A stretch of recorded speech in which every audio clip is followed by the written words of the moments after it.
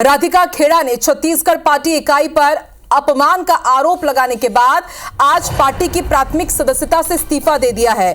उन्होंने social media site x पर post किया कि अत्यंत पीड़ा के साथ पार्टी की प्राथमिक सदस्यता और पद से मैं इस्तीफा दे रही हूं। राधिका ने कांग्रेस अध्यक्ष मल्लिकार्जुन खड़गे को अपना इस्तीफा पत्र भेज दिया है।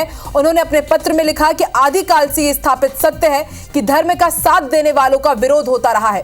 हिरण्यकश्यप से लेकर रावण और कंस इसका उदाहरण है।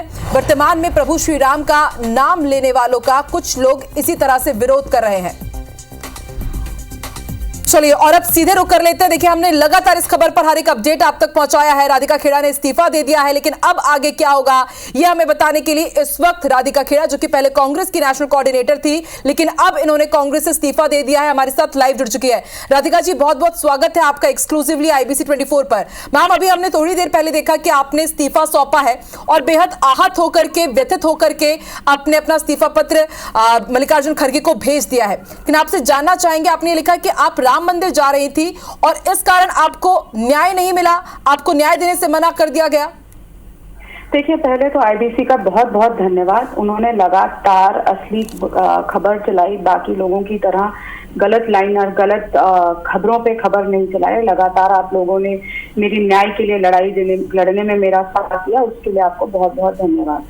देखिए, मैं आप सब जानते हैं 5 दिन पहले छत्तीसगढ़ प्रदेश कांग्रेस कार्यालय इस तरीके की अभद्रता हुई और मैं किस तरीके से चिल्ला के न्याय की बात अपने शीर्ष नेतृत्व के आगे किया है। मीडिया के कॉल मैंने हर कोशिश करी, लेकिन मुझे न्याय नहीं दिया गया। 25 अप्रैल को मैं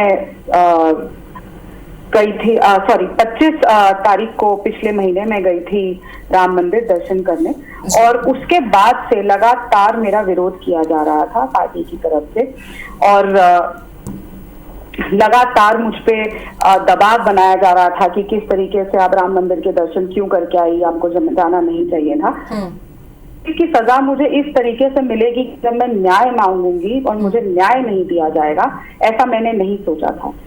मर्यादा पुरुषोत्तम भगवान प्रभु श्री राम जी के अंदर मेरे पूरी आस्था और विश्वास है और उस आस्था को, विश्वास को डगमगाने की कोशिश इन्होंने, हमारी पार्टी ने, भारतीय राष्ट्रीय कांग्रेस ने करी।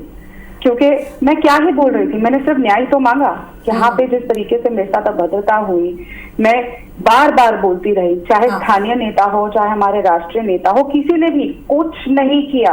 मैं चिल्लाती भागी थी उन कमरे से जहाँ मुझे बंद कर दिया गया था। हुआ क्या था राजीव भवन में? आप आई थी, पवन खेड़ा दूसरे दिन आने वाले थे, आप समन्वयक के तौर पर वहां पर पहुंची थी, लेकिन बात इतनी बिगड़ गई, आपको न्याय नहीं मिला, तो आज आपने कांग्रेस से इस्तीफा दे दिया है। सब जानना चाहते हैं मैम, क्योंकि लगातार कांग्रेस की तरफ से ये कहा जा रहा है कि सब कुछ ठीक है, लेकिन कुछ ठीक नहीं था, इसलिए आपने आज इस्तीफा दे दिया है। उस दिन मैम हुआ क्या था? देखिए, मैं कल एक प्रेस वार्ता कर रही हूँ जिसके जरिए मैं सबको ये बात सामने रखूंगी। मैंने पहले भी कहा था मैं खुलासा करूंगी, मैं कभी मीडिया से भागती नहीं हूँ। तो कल मैं इस बात का सब कुछ सबके सामने रखूंगी कि आखिर हुआ क्या था और किस तरीके से मेरे साथ क्या किया गया। लेकिन आप लोग अच्छे से जानते हैं, मैंने एक बार भी पार्टी के नियमों का उल्लंघन नहीं किया। जब कार्रवाई, मैंने कहा कि कार्रवाई होनी चाहिए, पवन जी भी आए, मैंने तब भी उनको लगातार कहा कि मैं तब तक नहीं आऊंगी और मैं कोई मीडिया से बात नहीं करूंगी जब तक मुझे न्याय नहीं दिया जाएगा। लेकिन 6 दिन हो गए, न्याय का इंतजार मैं करती जा रही हूँ और मुझे चुप रहने को कह दिया गया। मुझे बार बार कहा कि तुम ट्वीट मत करो, तुम मीडिया से बात मत करो, तुम बाहर मत निकलो, और यहाँ तक कि एक बड़े नेता ने, छत्तीसगढ़ के शीर्ष नेता ने, तो मुझे छत्तीसगढ़ छोड़ने तक को कह दिया। उसका भी खुलासा मैं बहुत जल्द कल करूंगी सबके सामने। तो जिस तरीके से, सिर्फ इसलिए क्या मेरी गलती थी कि मैं न्याय मांग रही हूँ? मैंने ऐसी क्या गलती करी थी कि 3 आदमी मुझे कमरे में अंदर से बंद कर ले? मैं चीखती चिल्लाती रही न्याय के लिए, लेकिन कुछ नहीं हुआ। और वो आदमी आज भी इस मीडिया के सामने जा रहा है, मेरे बारे में झूठ बोल रहा है, झूठे बयान दे रहा है, और मेरे पास हर चीज का सबूत है। और मैं शुक्रगुजार करती हूँ वो जो भी मीडिया के साथ चैनल, अखबार था जिसने वो वीडियो, मुझे नहीं पता उन्हें कहाँ से मिला जब मैं रो रही थी, अगर वो सामने नहीं आता तो लोगों को मेरा दर्द, मेरी पीड़ा कभी पता ही नहीं चलती। जिसने भी वो वीडियो बनाया, मैं उस इंसान का शुक्रगुजार करती हूँ कि उसने दुनिया तक मेरा दर्द पहुंचाने का काम किया, वरना पता नहीं मुझ पे और कितने कैरेक्टर असैसिनेशन करके आरोप लगाए जाते। मैं 8 साल से छत्तीसगढ़ आ रही हूँ, ये मेरा तीसरा टर्म था बतौर प्रभारी और कभी मेरे साथ ऐसा नहीं हुआ। लेकिन पिछले चुनाव में भी ये लगातार मेरे साथ इस तरीके की भ्रष्टाचार करते आए थे। राहुल गांधी जी की न्याय यात्रा में भी हुई और तब भी मैंने सभी दिल्ली के नेताओं को, सभी स्थानीय नेताओं को इनकी शिकायत लगाई थी, लेकिन किसी ने भी कुछ नहीं किया। मुझे अब समझ आ रहा है कि जो बार बार मुझे बोला जा रहा था कि तुमने राम मंदिर क्यों गई, तुम राम मंदिर के दर्शन करके क्यों आई, अरे रामलला से इतनी घृणा कि रामलला के दर्शन में कराई तो आप मुझे न्याय नहीं देंगे। मेरी सिर्फ एक ही गलती थी कि मैं राम जी के दर्शन करके आई, इसलिए मैं अब प्रभु श्री राम के चरणों में बिल्कुल पहुंच चुकी हूं कि वही मुझे न्याय दिलाएंगे और बाकी चीजों का खुलासा। तो राधिका जी, हमने भी वो तस्वीर देखी, आपने प्रोफाइल पिक्चर अपना चेंज किया है, राम सहारे अब आप हैं, आपने कांग्रेस से तो इस्तीफा दे दिया, बीजेपी कब शामिल कर रहे हैं राधिका जी आप? ऐसा कुछ नहीं है, मैं कोई पार्टी में नहीं, मैं न्याय की लड़ाई लड़ रही हूँ, लड़की हूँ, लड़ रही हूँ और लड़ती रहूंगी जब तक मुझे न्याय नहीं मिलेगा। मैं शुरू से लोगों के न्याय की आवाज, न्याय के लिए लड़ती आई हूँ और इस चीज में मैं कायम रहूंगी।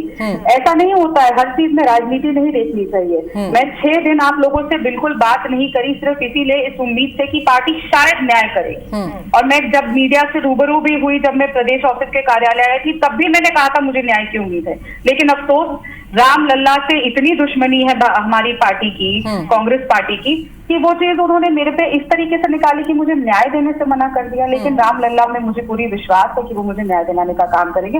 आपका बहुत बहुत धन्यवाद। मैं आगे की बात कल अपनी प्रेस वार्ता के बाद। राधिका जी, आपने बताया कि 6 दिन से आप परेशान होती रही, आपने भूपेश बघेल को कॉल किया, पवन खेड़ा जी भी इधर आए और उसी दौरान चिरमिरी में प्रियंका गांधी की भी सभा होती है, एआईसीसी ने बाकायदा सफाई भी मांगी। तो क्या इतने दिनों में आपके पास किसी भी सीनियर लीडर का फोन नहीं आया कि आपको दिलासा देने के लिए या आपको आश्वासन दे कि आपके साथ सब कुछ ठीक होगा? कोई मेरे को जो फोन आए, मुझे धमकाया गया, डराया गया और बोला गया कि तुम चुप रहो, कुछ नहीं बोलोगी, कोई न्याय नहीं मिलेगा। और क्या आप एफआईआर भी करवाने का सोच रही है मैम? मैं बाकी की चीजों का खुलासा कल करूंगी। मैं क्षमा चाहती हूँ, मेरी अभी मानसिक स्थिति ऐसी नहीं है कि मैं ज्यादा बात कर सकूं, लेकिन क्योंकि आईबीसी ने मेरे लिए इतनी न्याय की लड़ाई लड़ी, इसीलिए मैं आपके साथ जुड़ी। कल मैं 11:30 बजे प्रेस वार्ता करूंगी, उसके बाद फिर मैं सारे सवालों का जवाब। राधिका जी, लेकिन लगातार सियासी गलियारों में इस बात की चर्चा, आखिरी सवाल, एक आखिरी सवाल, मेरी तबियत ठीक नहीं है, ठीक है प्लीज। ठीक है मैम, हम उसका पूरा ध्यान रखेंगे कि आप कह रही कि तबियत ठीक नहीं है, हम आपको भी ज्यादा परेशानी करेंगे क्योंकि जैसे कि आप बता रही हैं कि लगातार आप बहुत ज्यादा व्यथित है मैम। लेकिन क्या बीजेपी में आप शामिल हो रही हैं? चलिए, राधिका खेड़ा जी को आप सुन रहे थे, एक्सक्लूसिवली आप सुन रहे थे। उन्होंने बताया कि उनकी तबीयत ठीक नहीं है, बहुत व्यथित है वो, परेशान है वो, और उन्होंने साफ कहा है कि कल 11:30 बजे वो पूरे मामले का खुलासा करेंगी। जितनी भी चीजें हैं, जो लगातार प्रश्न उठ रहे हैं, वो पूरा उसका स्पष्टीकरण देने वाली है। बीते 6 दिनों से वो इसी बात की उम्मीद में थी, उन्हें यही लग रहा था कि शायद पटाक्षेप इस पूरे मामले का कांग्रेस की तरफ से किया जाएगा, उन्हें न्याय मिलेगा। लेकिन आखिर में जब उन्हें न्याय नहीं मिला, भगवान रामलला के दर्शन किए गए उनके तरफ से, तो उन्हें यह कहा गया कि आपने दर्शन क्यों किए, आपको इसके बाद न्याय नहीं मिलेगा। तो इससे आहत होकर के उन्होंने कांग्रेस की सदस्यता से इस्तीफा दे दिया है। हालांकि हमने उनसे यह भी पूछा कि क्या वो बीजेपी ज्वाइन कर रही हैं, तो उन्होंने कहा कि हर एक चीज को राजनीति से जोड़कर नहीं देखना होगा। मैं बीजेपी ज्वाइन नहीं कर रही हूं, अभी तक मेरी ऐसी कोई मंशा नहीं है, लेकिन वक्त के साथ यह साफ हो ही जाएगा। उनसे हमने यह भी पूछा कि क्या आप एफआईआर भी दर्ज कराएंगी जिन्होंने आपके साथ अभद्रता की है, तो उन्होंने कहा है कि इसका भी खुलासा कल सुबह 11:30 बजे राधिका खेड़ा करने वाली है। तो आज की सबसे बड़ी खबर है, एक्सक्लूसिवली आपने राधिका खेड़ा को IBC 24 पर देखा, सुना, उनसे हमने सारी बातें समझने की कोशिश की। उन्होंने बताया कि उस दिन क्या हुआ है, और इसके साथ ही वो जो वीडियो सामने आया था राजीव भवन में, जिसमें वो रो रही थी, बिलख रही थी, अपनी व्यथा बता रही थी, उसके लिए उन्होंने शुक्रगुजार किया कि जिन्होंने भी उस वीडियो को बनाया, अगर वो वीडियो सामने नहीं आता तो जनता को पता नहीं चल पाता कि मेरे साथ क्या हो रहा है। उन्होंने इसका भी जिक्र किया कि बीते 3 साल से वो छत्तीसगढ़ आ रही हैं और इसी तरह विरोध का सामना उन्हें करना पड़ा, और अब जब पानी सर के ऊपर चला गया है तो मुझे कांग्रेस की सदस्यता से इस्तीफा देना पड़ा। अब तक क्या हुआ वो भी हम ग्राफिक्स के जरिए आपको बता रहे हैं। भाजपा ये कह रही है कि जिस तरह मोदी की गारंटी है, उसी तरह हम गारंटी दे रहे हैं कि राधिका खेड़ा के साथ अन्याय नहीं होगा। इसके साथ ही हमने ये भी उनसे पूछने की कोशिश की कि क्या बीजेपी वो ज्वाइन करने वाली है, तो उन्होंने कहा है कि राजनीति से जोड़कर नहीं देखना चाहिए, फिलहाल उनके मन में ऐसा कुछ भी नहीं है।